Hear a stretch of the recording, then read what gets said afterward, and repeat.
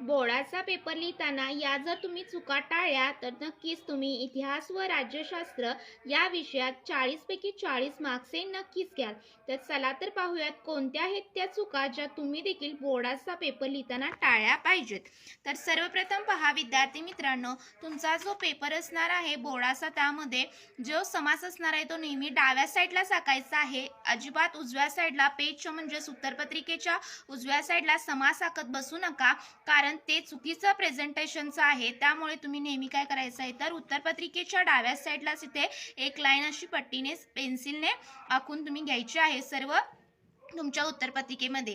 त्यानंतर पाहू शकता जो तुमचा मेन प्रश्न असणार आहे तो इथून स्टार्ट करायचा आहे लिहिण्यासाठी. म्हणजेच प्रश्न क्रमांक पहिला 1 इथे असणार आहे. अजिबात इथून सुरुवात करायची नाही, कारण हे जो तुमचा पेपर चेक करणार आहे त्यांच्यासाठी हे ते असतं. त्यामुळे तुम्हाला नेहमी इथूनच लिहायला सुरुवात करायची आहे.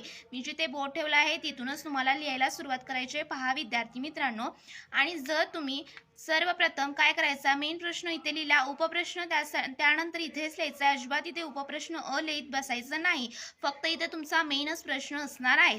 तर सर्वप्रथम चूक काय करतात विद्यार्थी मित्र, तर फक्त त्याची विधाने पूर्ण करा असा जर प्रश्न असला तर काय करतात तर त्याचं ऑप्शन आणि उत्तर लिहितात. पण ही चुकीची पद्धत आहे. पहा, जर तुम्हाला यामध्ये पैकीच्या पैकी मार्क्स हवे असतील तर विधाने पुन्हा लिहायचं आहे आणि त्याचं उत्तर विथ ऑप्शन असं लिहायचं आहे. तर इथं पाहू शकता क आणि उर हे जे असणार आहे ते उत्तर असणार आहे, त्याला पेन्सिलने अंडरलाईन करायचं आहे आणि तुमचं जे विधान प्रश्नपत्रिकेमध्ये असणार आहे ते परत लिहायचं आहे आणि त्याचं विथ ऑप्शन आणि त्याचं काय करायचं आहे तर उत्तर लिहायचं आहे. जर तुम्ही फक्त ऑप्शन आणि त्याचं उत्तर लिहिलं तर तुम्हाला तिथे 0 मार्क्स मिळणार आहेत, जरी तुम्ही उत्तर हे बरोबर लिहिलं असलं तरी.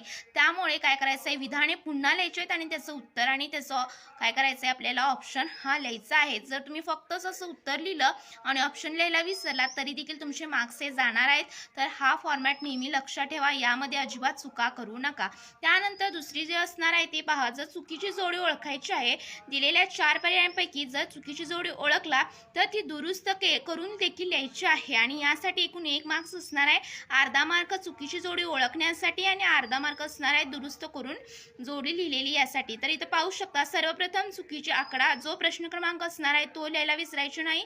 त्यानंतर चुकीची जोडी काय आहे त्याचं ऑप्शन तो काय असणार आहे ते चुकीची जोडी, त्यानंतर दुरुस्त केलेली जोडी. तर तिथं पाहू शकता एकच प्याला राम गणेश गडकरी यांनी लिहिलेलं आहे. त्यानंतर पाहू शकता असं जर तुम्ही व्यवस्थित प्रेझेंटेशन केलं तरच तुम्हाला पैकीच्या पैकी मार्क्स हे मिळणार आहेत. त्यानंतर जो तुमचा नवीन प्रश्न असणार आहे तो नेहमी उत्तरपत्रिकेच्या उजव्या पानावर स्टार्ट करायचा आहे आणि जे संकल्पना चित्रे असतात पहा विद्यार्थी मित्रांनो ते पेननच काढायचे आहेत. अजिबात थेट उत्तर लिहित बसू नका. पेननच तुम्हाला काय करायचे आहेत तर संकल्पना चित्रे काढायची आहेत आणि पुन्हा जे काय असणार आहे ते व्यवस्थित अगदी प्रश्नपत्रिकेमध्ये जसं काढलेलं आहे तसं काढून तुम्हाला काय करायचं आहे, जे उत्तर तुम्हाला लिहायचं आहे व्यवस्थित अगदी तिथे तुम्ही पेन्सिलने किंवा पेनेनं फक्त अंडरलाईन करू शकता. परंतु ह्या ज्या कृती असणार आहेत तिथं त्या पेननच काढायच्या आहेत. अजिबात इथे पेन्सिलचा वापर करू नका. इथेही पाहू शकता व्यवस्थित अगदी पेनचाच वापर करून ही संकल्पना चित्रे काढलेली आहेत, तरच तुम्हाला यामध्ये पैकीच्या पैकी मार्क्स हे मिळणार आहेत. त्यानंतर जो तुमचा संकल्पना स्पष्ट करण्याचा प्रश्न असणार आहे त्यामध्ये कोणती तुम्ही संकल्पना स्पष्ट करणार आहे त्याचं हेडिंग आणि इथे अजिबात तुम्ही पॅराग्राफमध्ये लिहायचं नाही, फक्त पॉईंट्सच लिहायचे आहेत. जर असं पॉईंट वाईज जर तुम्ही लिहिलं तर तुम्हाला यामध्ये पैकीच्या पैकी मार्क्स मिळणार आहेत. इथे तुम्ही रोमन आकड्याऐवजी 1 2 3 4 किंवा ABC असं जरी तुम्ही बुलेट्स वापरले तरी चालतील. तरी इथे बुलेट्स पॉईंट्सचाच वापर करून तुम्हाला उत्तर हे लिहायचं आहे. अजिबात इथे पॅराग्राफ्समध्ये लिखाण करत बसू नका. तुम्ही कितीही बरोबर लिहिलं असलं तरी तुमचे मार्क्स त्यामध्ये काय होणार आहेत कमी होणार आहेत. आणि जर असं व्यवस्थित अगदी मुद्देसूद तुम्ही उत्तर लिहिलं तरच तुम्हाला पैकीच्या पैकी यामध्ये मार्क्स मिळणार आहेत. त्यानंतर पाहू शकता दुसरं देखील व्यवस्थित अगदी पॉईंट्सचा वापर करून लिहिलेला आहे आणि असंच तुम्हाला काय करायचं आहे 16 मार्चच्या पेपरमध्ये लिहायचं आहे. आणि त्यानंतर इथे देखील पाहू शकता व्यवस्थित अगदी जो प्रश्न असणार आहे त्याचं व्यवस्थित कारणे लिहिलेली आहेत पाहू शकता आणि ते देखील बुलेट्सचाच वापर करून लिहायचं आहे. अजिबात यामध्ये काय करायचं नाही तर पॅराग्राफचा वापर करायचा नाही.